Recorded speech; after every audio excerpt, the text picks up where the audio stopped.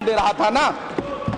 और मंत्री जी, मैं इस सदन में अलग ऐलान ये कहता हूं कि जब भी इस देश की जमीन को लहू की जरूरत होगी, आपसे 2 कदम आगे इमरान खड़ा मिलेगा। ये मैं आपसे यकीन दिलाते हुए कह रहा हूं। सभापति महोदय, मैं सरकार से कहना चाहता हूं, हमसे हमारी इबादत गाहें तो मत छीनिए ना, हमारे घरों पे बुलडोजर तो मत चलाइए ना, हमारी कब्रों में तो हमें सुकून से सोने दीजिए ना।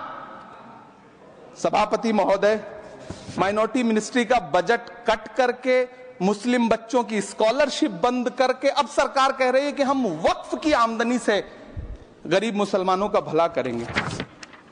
गुजरात की बेटी बिल्किस के बलात्कारियों की रिहाई के बाद उन्हें माला पहनाने वाली लोगों के नेता ये कह रहे हैं कि यह बिल मुस्लिम महिलाओं को उनका हक दिलाएगा। धन्यवाद मोदी जी, क्या बढ़िया सौगातें मोदी दे रहे हैं आप। पहले हमें गुजराते मोदी दिया, आप सौगातें मोदी दे रहे हैं।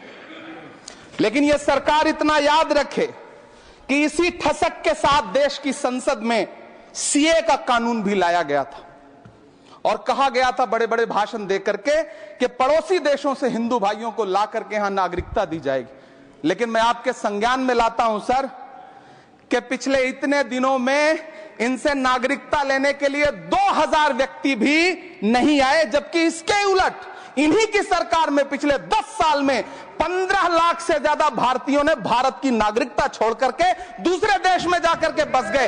यह हुआ उस कानून का अंजाम। सभापति महोदय, इसी तरह की जिद के साथ किसानों के खिलाफ भी कानून लाए गए थे। जिस तरह आज वक्फ के फायदे गिनाए जा रहे हैं, उसी तरह से किसानों को भी कृषि कानूनों के फायदे गिनाए गए थे। लेकिन अंजाम क्या हुआ?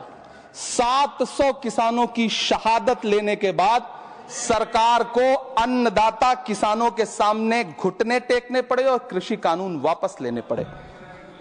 जिल्ले इलाही, जमहूरियत जो है वो नफरत और ठसक से नहीं चलती है, अकड़ से नहीं चलती है, उसमें सबकी हिस्सेदारी जरूरी है।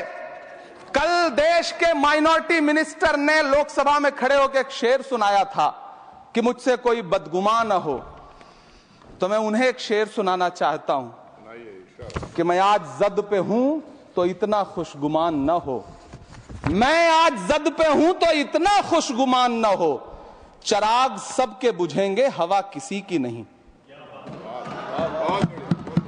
नीतीश कुमार जी हो, चंद्रबाबू नायडू जी हो, चिराग पासवान जी हो, जयंत चौधरी जी हो, देवे गौड़ा जी हो, जीतन राम मांझी जी हो, सबको समझना पड़ेगा कि जब जंगल में आग लगती है तो न वो बरगद बचते हैं जो हवा को आंधी में तब्दील करते हैं, न वो बांस बचते हैं जो आपसी रगड़ से चिंगारी पैदा करते हैं।